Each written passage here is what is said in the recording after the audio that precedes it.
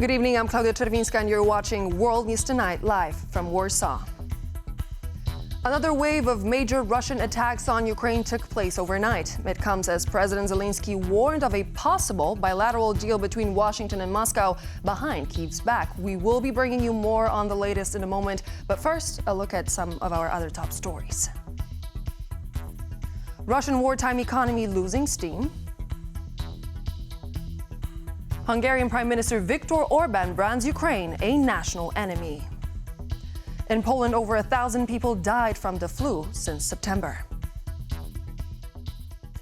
Intelligence showed me the so-called Dmitriev package that he presented in the U.S. It amounts to around $12 trillion, said President Zelenskyy about the Russian proposal of potential economic cooperation with the U.S. The package sparked fears of Kyiv's exclusion from the bilateral agreements regarding Ukraine's future. For more, we now go live to Kyiv to our correspondent Oz Kataji. Good evening, Oz. So what do we know about the so-called Dmitriev package? Bring us up to speed. Well, President Zelenskyy was quite blunt in his assessment of it, saying that his negotiating team in Abu Dhabi had already conveyed to the Americans that they would not accept any proposals about Ukraine without Ukraine, with Zelenskyy now warning of this, what he calls the Dmitriev package, a so-called $12 trillion joint investment package, signaling cooperation, economic cooperation between the United States and Russia. Now, any economist can tell you the numbers don't add up. Looking at the total of Russia's GDP for a $12 trillion deal to happen really makes no sense looking at the current maths of Russia's economy. So this is again an attempt by Russia to keep the US on side and to pivot the White House's strategy to applying pressure on the Ukrainians to submit to Russian demands. That's certainly how the Ukrainian government is interpreting it. But again, we don't know many actual details of what would be included and so on in this so-called package. However, President Zelenskyy making it very clear that there would be no agreement or even potential agreement, that's the language that he used, about Ukraine that does not include Ukraine at the negotiating table. And so we have another wave of attacks as part of Russia's campaign against energy infrastructure and civilian targets that has taken place. What do we know so far about the losses suffered and Kyiv's response? Another weekend of overnight attacks by Russia, 4 people dead, 30 injured, once again targeting energy infrastructure. Now, President Zelenskyy, in his statement on Sunday, linked those attacks to foreign components that Russia is still sourcing to use in these drones that Russia has been using to attack civilian targets inside Ukraine. Here's what the Ukrainian president had to say. Overnight into Saturday, Russia carried out another massive attack on Ukraine, deploying over 400 drones and nearly 40 missiles of various types. Producing this weaponry would be impossible without critical foreign components, which the Russians continue to obtain by circumventing sanctions. We're introducing new sanctions precisely against such companies, component suppliers, as well as missile and drone manufacturers. I've signed the relevant decisions. Now, attacks carried out on Sunday, also with attacks reported in Lviv, Dnipro, Kherson, and Odessa. So Russia continuing these attacks against Ukraine's energy infrastructure. Most apartments in Kyiv are only getting around 1.5 to 2.5 hours of power. That's how bad the situation is energy-wise in the capital. And the situation is much worse in some of those regions closer to the fighting. So again, another difficult weekend with Ukrainian intelligence once again warning that they expect further Russian attacks against Ukraine's energy infrastructure as temperatures are set to continue being below 20 degrees for the week to come. Back to you in the studio. Thank you so much, Oz. Thank you for bringing us the latest. That was Oz Kataji reporting live from Kyiv. And following the start of the full-scale invasion of Ukraine, Russia defied expectations of experts who believed in its economy's imminent collapse. The tide has shifted in 2025, however, with the growth stalling and dropping to 1%, with further stagnation expected to follow. More on the turns Russian economy has taken since the full-scale invasion in Maciej Wilovski's report.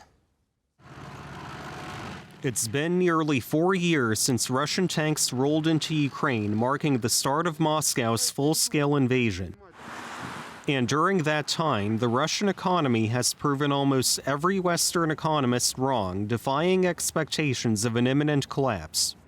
After a brief recession in 2022, the country's economy shifted into high gear, with gross domestic product expanding more than 4% in each of the next 2 years. This far exceeded forecasts released by the International Monetary Fund at the time. What spurred this growth? A wartime spending spree by the government injected fuel into the economy, negating some of the effects of international sanctions. In Russia, the military expenditures increased to 7% of GDP. That has to have a positive impact on GDP. Russia was also able to find new buyers for its oil and gas, compensating for lost energy flows to Europe. Russia has used this 3-year period to redirect its exports to India and China. But the economic boom proved short-lived. In 2025, growth slowed to a mere 1% as higher interest rates set by the central bank in an effort to bring down inflation impacted the economy. Even Russian President Vladimir Putin was forced to acknowledge the fact. I would like to point out that Russia's GDP grew by 1% last year. This is below the previous growth rates of 4.1% in 2023 and 4.3% in 2024. The economy is forecast to slow further this year, with the IMF and World Bank projecting growth of just 0.8%. With countless men of working age either fighting on the front lines or having left the country to avoid conscription, Russia faces a worsening labor shortage. And poor demographics could only exacerbate that shortage in the years to come. According to the Kremlin's own estimates, the country will be short 11 million workers by the end of the decade. And trends in the oil market, a key source of revenue for the Russian government, aren't favorable either. Due to a surplus of oil on the global market, prices are likely to trend downward in 2026. Further complicating matters, India, one of Russia's biggest energy partners today, could reduce its imports of Russian oil as part of a new trade deal with the United States. But at current growth rates, these challenges are not enough to shift Russia's stance on the war, at least in the short term. With this kind of growth of 1%, nothing would change in the behavior of Russian politicians and military industry concerning the war. A much deeper economic downturn, on the other hand, just might. What would be very, let's say, difficult for the Russian economy if the impact would be on the scale of -5% during 2 consecutive years. The Russian economy is losing steam, but it would take a whole lot more pain for the country and its officials to reverse course on the war in Ukraine. Maciej Wilovski for TVP World.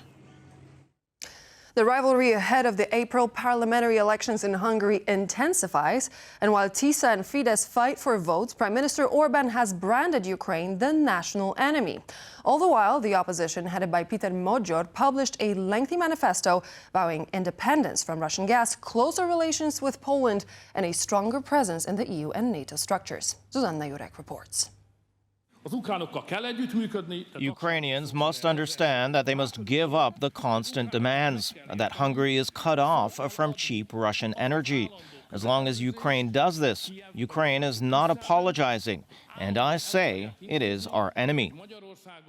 Orbán's outcry and branding Ukraine as Budapest's enemy comes after the EU voted to seize gas imports from Russia by 2027. We will proceed with the adoption of the regulation on phasing out Russian natural gas imports. It aims at ending dependency on Russian energy through achieving a resilient EU energy market and preserving the EU security of supply. Orbán is seen as one of the Kremlin's closest allies in the bloc, but not all Hungarians share the preference for the alliance with the current prime minister. The opposition Tisza party, led by Péter Magyar, published its 240-page manifesto ahead of the April 12 parliamentary elections. From the first minute, the new government will deal with what it has been entrusted with, what is expected of it, and what is useful for the entire country. The manifesto, titled The Foundations of a Functioning and Humane Hungary, includes introduction of a wealth tax for the super-rich, adoption of the euro, ending dependence on Russian gas by 2035, strengthening of regional ties, including with Poland, and bolstering the country's presence in the EU and NATO. I think it's promising from the point of view that there is a clear stand by the EU and NATO. They want to go back to rule of law, democracy. They want to join the European prosecutor. They want to set up specific ministries of healthcare, education, etc. While maintaining a pro-Western stance, Tisza announced it would not support the fast-track accession of Ukraine to the EU, favoring a more measured approach. People are not choosing between anti-Ukrainian and pro-Ukrainian option, but people are choosing between a squarely anti-Ukrainian and a sort of a pro-European, still slightly Ukrainian skeptic. So in some respects, the dichotomy is not there. Still, Orbán's Fidesz resigned to campaign tricks. I wanted to show you something because just this week there is a kind of so-called national petition that arrived to every household who didn't actively block the government information. And I can show you this picture. I guess you know the people who are on this picture. And you have to know that in Hungary, all over the place, we can see big billboards with the same picture, and also with a picture of Ursula von der Leyen giving orders to Péter Magyar, the leader of Tisza, and Péter Magyar is only saying, yes, madam. So it's like fake news all over the place. And despite receiving an endorsement from US President Donald Trump, Viktor Orbán is a true friend, a fighter, and a winner, and has my complete and total endorsement for re-election as Prime Minister of Hungary. He will never let the great people of Hungary down. Fidesz is currently lagging 8 to 16 percentage points behind Magyar's grouping, a trend that is expected to continue in the lead-up to the April general elections. And we might say that the game is over, I think. For TVP World, Zuzanna Jurek. According to the spokesperson of the Polish Foreign Ministry, Polish Chief of Diplomacy Radosław Sikorski and the U.S. Ambassador to Poland Thomas Rose, quote, will meet sooner or later, unquote. The statement follows Ambassador Rose's severing of ties with Włodzimierz Czarzasty, the Speaker of the Polish Parliament, over the latter's opposition to nominating Donald Trump for the Nobel Peace Prize. Aaron Daman has the details. It all started with the push of a button. Effective immediately, we'll have no further dealings, contacts, or communications with Marshal of the Sejm Czarzasty. Outrageous and unprovoked insults directed against President Trump has made himself a serious impediment to our excellent relations with Prime Minister Tusk and his government. Donald Trump's man in Warsaw, Tom Rose, pressing send on that social media post and firing up a diplomatic row with Włodzimierz Czarzasty, the Speaker of Poland's parliament, who is effectively regarded as the number 2 in the country's political system. The fallout going down poorly with both the centrist government in Warsaw and lawmakers in Washington, including some Republicans. Time for a new ambassador. As it happens, Poland's Foreign Minister Radosław Sikorski visited the American capital this week, standing side by side with U.S. State Secretary Marco Rubio. He first declined to comment on Rose's remarks before posing 2 questions. Was this the official American stance or the ambassador's private opinion? And did he coordinate the move with the Trump-friendly Polish opposition? With calls mounting from the left to formally summon Rose to apologize, Sikorski's spokesperson, Maciej Wewiór, also told TVP World on Sunday that the pair will, quote, meet sooner or later. Remember that Ambassador Rose is new to diplomacy.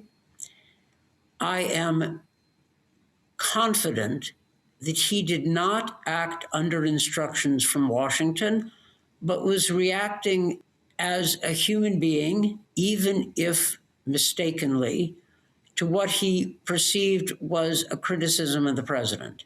In other words, this was not a signal of U.S. withdrawal from Poland.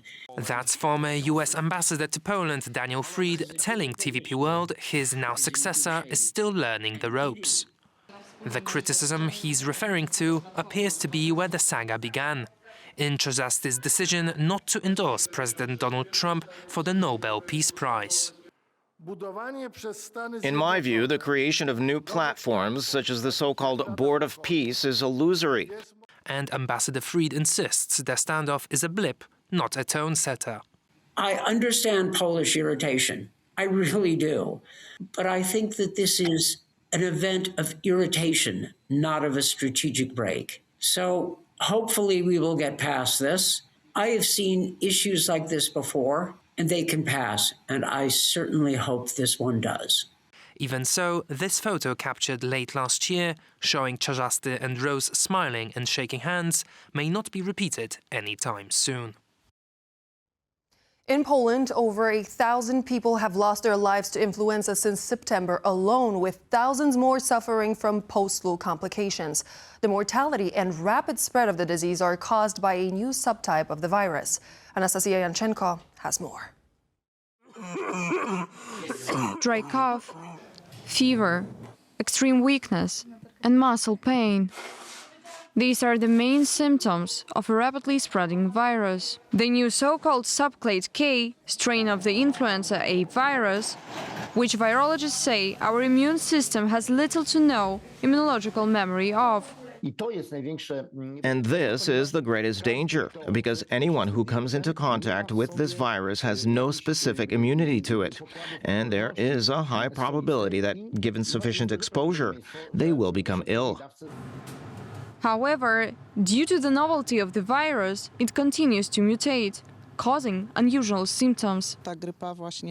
This flu can occur without fever, especially in older people or those with chronic illnesses. It may simply worsen their general condition. Disturbances of consciousness may also occur. Between the 1st of September and 1st of February, over 430,000 people in Poland were infected, with 40,000 cases linked to complications from the virus.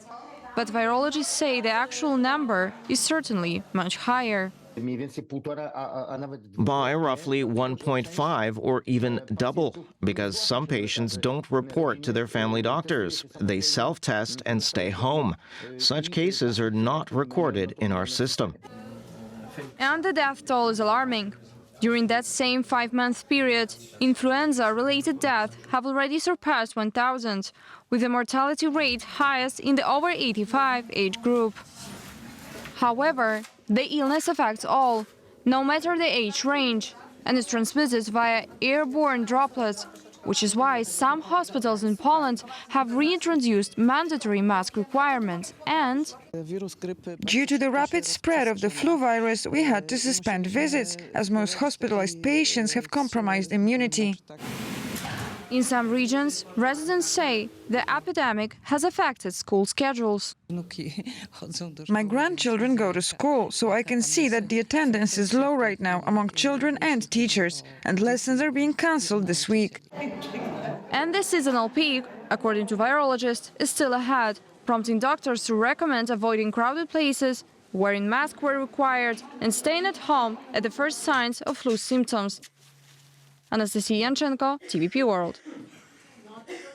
Japanese Prime Minister Sanae Takaichi's ruling coalition is projected for a landslide victory after the polls closed amid low voter turnout across Japan during the snap election.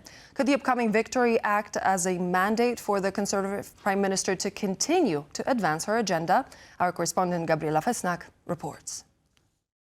With the polls now closed all across Japan, Prime Minister Sanae Takaichi's ruling coalition is projected for a landslide victory. The voter turnout, however, was lower than expected, as the rare for Japan winter election coincided with an Arctic blast, which left some voters waiting for waist-deep snow to cast their ballots. Takaichi dissolved the parliament and called the snap election earlier this year in a bid to increase the ruling coalition's majority in the lower house. I stake my position as Prime Minister on this decision. I asked the people of Japan to directly judge whether they can entrust the governance of the nation to Sanai Takaichi. Which, based on preliminary results, she will be able to secure. The PM has won over some voters by offering tax cuts and subsidies and with her tough on immigration stance. Prime Minister in the history of Japan. Takaichi also won the support of US President Trump. Prime Minister Takaichi is someone who deserves powerful recognition for the job she and her coalition are doing. And therefore, as President of the United States of America, it is my honor to give a complete and total endorsement of her. A decisive win would give Takaichi more political room to advance her agenda, including further increasing military spending, which, along with her incendiary comments, has angered Beijing in recent weeks. Japan has traditionally remained a close ally to the US, forming the Western Alliance alongside South Korea, the EU, and the Commonwealth countries. This long-standing alliance is showing signs of strain, however, as Trump's recent actions left allies turning towards Beijing. All the while, the Japan-China relationship has deteriorated significantly since Takaichi took office. If granted a decisive win, Takaichi might see it as a mandate to further strain the relationship with Beijing, further complicating Japan's position in the shifting geopolitical landscape. For TAP World, Gabriela Fesnak.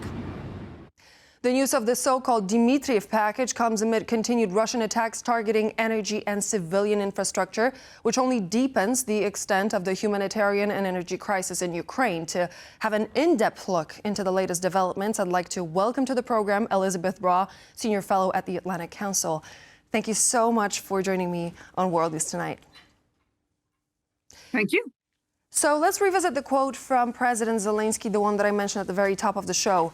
Intelligence showed me the so-called Dmitriev package that he presented in the U.S. It amounts to around $12 trillion.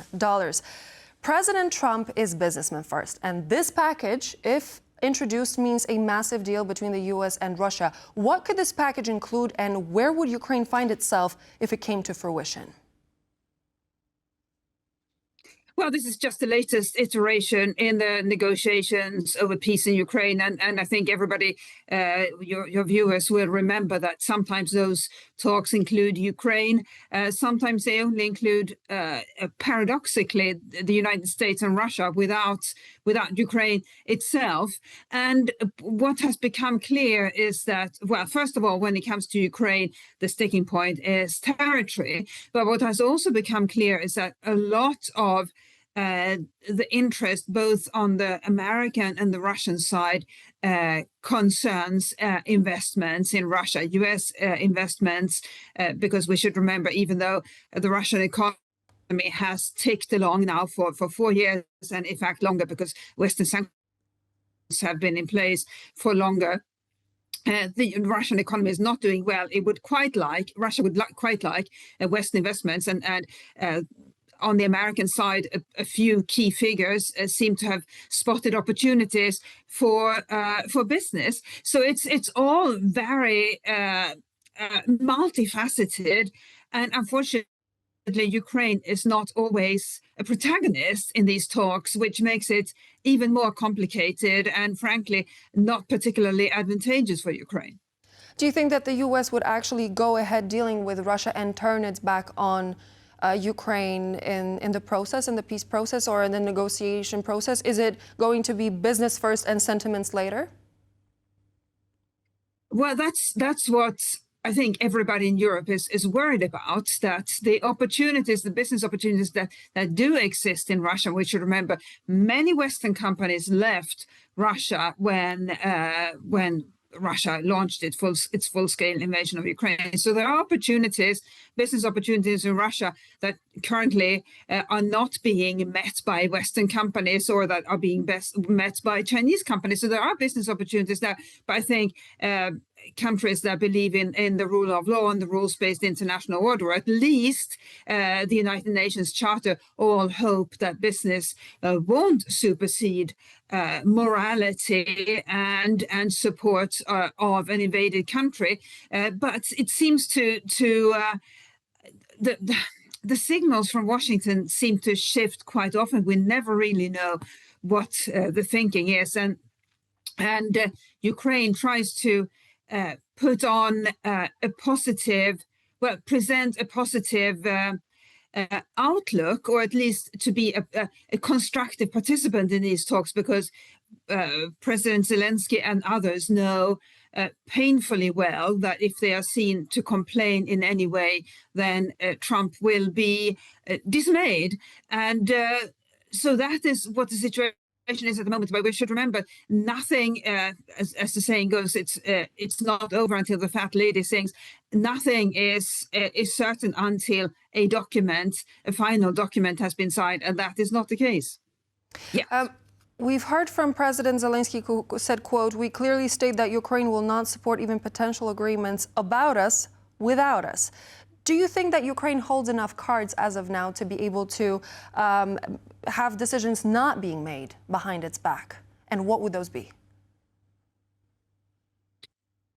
Well, it shouldn't need to be the case that an invaded country has to have strong cards in order for its interests to be respected. That's why the world has set up lots of treaties over the years, including, again, the United Nations Charter. So I think it's not for Ukraine to have to hold strong cards, but the reality, as you suggested, is that the United States and Russia may not be all that interested in and especially not Russia, in doing in adhering to the United Nations Charter. Ukraine's strongest cards are, first of all, its willingness to fight. Second of all, the mineral resources. Now, they are difficult to get access to, but President Zelenskyy himself seems to have concluded that this is Ukraine's strongest cards, because we should remember that one of the many agreements that have been discussed and then agreed on in recent months and years is that agreement that Ukraine signed with the United States, with the Trump administration specifically, a few months ago, that gave essentially that allowed the United States and Ukraine to jointly explore Ukraine's mineral resources, and the United States would get a quite significant share of the revenues from those resources. So that seems to be Ukraine's strongest cards. It was then, and it still is. But frankly, we don't know what came of that agreement. The reason I mentioned the cards is because during this infamous Oval Office meeting, we've heard from President Trump, who said, who was mentioning the cards on Ukraine's side. I would like to ask you also about the quote that we've heard from the statement that we've heard from Hungarian Prime Minister Viktor Orbán, who lambasted Kyiv's insistence on the European Union to cut energy ties with Russia, for Russia not to have its war economy supported. Quote, "Anyone who says this is an enemy of Hungary, so Ukraine is our enemy," end quote. Do you think that this statement caught anyone by surprise coming from the mouth of Prime Minister Orbán? It did not. If anything has become clear during this war, it is that Viktor Orbán, for reasons that are inexplicable, seems to feel a strong connection to Russia. And it is extraordinary that Viktor Orbán, while maintaining these apparently cordial relations with Russia, is also somebody who is quite welcome in Washington. You would think no leader would be able to have both those countries as close contact, but he has managed to do that. What he has also managed to do is make himself, as I think your viewers will know, completely disliked within the European Union, because what he does when going out, essentially endorsing, supporting, speaking well of Russia, or at least speaking well of maintaining relations with Russia, what he does is undermine any sort of coherent EU policy on whatever the matter may be. And that is a problem in a union of 27 countries, and one country is consistently pursuing its own path and a very unhelpful path. So he may be well liked in Washington and perhaps in Moscow, certainly, but very, very much not in Brussels. But as your previous segment also showed, he is not particularly well liked in Hungary, and that is clearly a problem for him. There's definitely going to be a lot of interesting statements coming from Hungary in weeks to come, considering there is a parliamentary election coming up in April. Thank you so much for joining me on the program. Elizabeth Braw, Senior Fellow at the Atlantic Council, was my guest. Thank you. And so this would be all the latest news for now. Thank you very much for joining me. I'm Klaudia Czerwińska, and I hope to see you back here on TVP World for more news and features in just a moment. Good night.